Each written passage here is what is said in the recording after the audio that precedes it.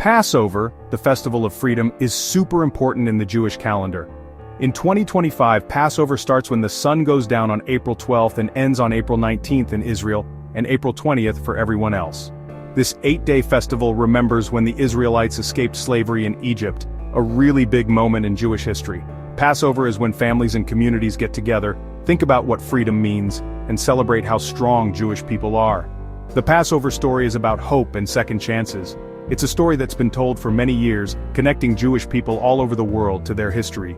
It reminds us that God helped them and shows how important it is to fight for what's right and for freedom.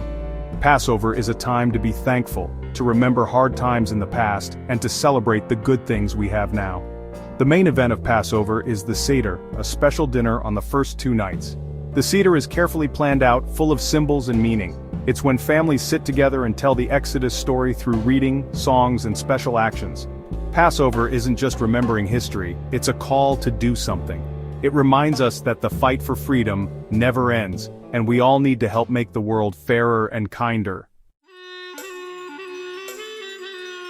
The Seder is the most important part of Passover, a special dinner that makes the Exodus story come alive.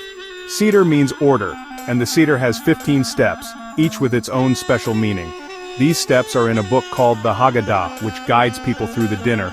The Seder starts with Kadesh, blessing and drinking the first cup of wine. Then comes Urkatz, washing our hands, followed by Karpas, dipping a green vegetable, usually parsley, in salt water. This shows the tears of the Israelites in Egypt. Next we break the middle matzah, called Yahatz. Then comes Magid, telling the Exodus story. This is the main part of the Seder, where we read the Haggadah, sing songs, and ask the 4 questions. After Magid is Raksa, washing hands again, then Motzi Matzah, blessing and eating the matzah. Maror is eating bitter herbs like horseradish to remember the bitterness of slavery. Then we make a little sandwich with matzah and bitter herbs called korek. Finally we have the main meal called shulchan orek. The Seder plate is in the middle of the table and has 6 special foods, each showing a part of the Exodus story and the journey from slavery to freedom. The maror, usually horseradish, shows how bitter slavery was for the Israelites in Egypt. Cheroseh, a sweet paste with apples and nuts, is like the mortar they used to build for the pharaoh. Karpas, usually parsley, shows the little food the slaves got and their tears. The beitza, a roasted egg, reminds us of a special sacrifice in the temple and the cycle of life. The zeroah, a shank bone, shows the Passover sacrifice and God's power that freed the Israelites. Lastly, chazaret, another bitter herb, is used for the korek sandwich. These foods help us remember what the Israelites went through and how amazing their escape was. They make the Exodus story real for everyone, young and old. The 4 questions are usually asked by the youngest person at the Seder. They're meant to make everyone curious and talk about what Passover means. These questions are about the special things we do on Seder night, and answering them helps tell the Exodus story to the next generation.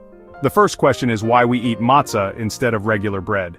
This tells us how the Israelites had to leave Egypt so fast that their bread didn't have time to rise. The second question is why we eat bitter herbs, which reminds us of the bitterness of slavery.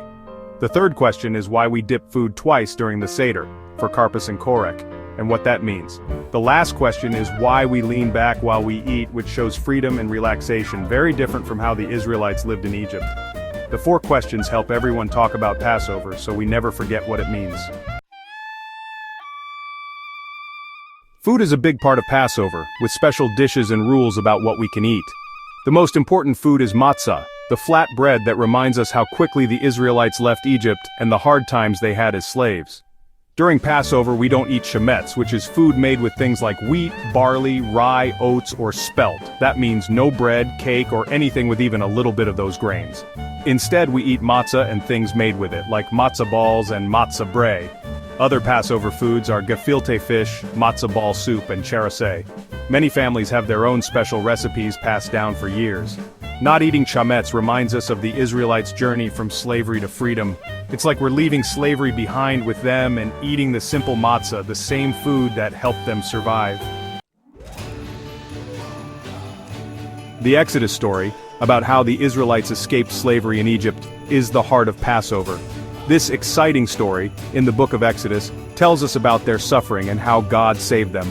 Moses, chosen by God to lead his people, told Pharaoh, "Let my people go." Pharaoh said no, so God sent 10 plagues to Egypt, each one worse than the last. These plagues showed God's power and warned Pharaoh to change his mind. The plagues were blood, frogs, lice, wild animals, sickness, boils, hail, locusts, darkness, and the death of every firstborn child. Each plague hurt Egypt badly. But Pharaoh still wouldn't let the Israelites go. Finally, after the 10th plague, Pharaoh gave in. The Israelites, whose homes were safe because they marked their doors with lamb's blood, left Egypt quickly, bringing only unleavened bread because they had no time to wait for their bread to rise. Moses, who led the Israelites out of Egypt, is super important in Jewish history. Chosen by God to be his messenger and free his people, Moses was incredibly brave and humble, a great leader during a very difficult time. Born a slave, Moses grew up in Pharaoh's palace but never forgot he was Hebrew. After running away from Egypt for defending a Hebrew slave, Moses saw God in a burning bush. God told him his job to free the Israelites. It wasn't easy for Moses. Pharaoh fought him, his own people doubted him, and God was sometimes angry. But Moses never gave up, trusting in God and fighting for his people's freedom. Moses did more than just lead the Exodus. He's the most important prophet in Judaism, the one who received the Torah from God at Mount Sinai. His teachings in the 5 books of Moses still guide Jewish people everywhere. Passover is celebrated by Jewish people all over the world, and each community has its own special traditions. From big cities in North America to old communities in Europe, from Israel to faraway places, Passover brings Jewish people together. In Israel, Passover is a national holiday. Kids are off from school, families have seders, synagogues are full, and you can hear kids singing Passover songs everywhere.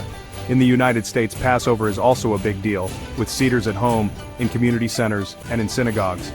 Many Jewish groups have public seders, so everyone can experience this special holiday. From Sephardic Jews from North Africa and the Middle East, to Ashkenazi Jews from Europe, from Ethiopian Jews to Indian Jews, everyone brings their own special foods and customs to Passover, making it a beautiful mix of cultures. As Passover gets closer, Jewish people say special things to each other, wishing for a happy and meaningful holiday. Chag Samich, which means happy holiday in Hebrew, is the most common greeting. Chag Kasher V'Samich means a kosher and happy holiday, wishing for a Passover that follows Jewish law and is also fun. This reminds us about the special foods we eat and other Passover customs. Pesach Samich just means happy Passover. These greetings, shared between family, friends, and even people we don't know, make us feel connected and remind us that we're all celebrating freedom together.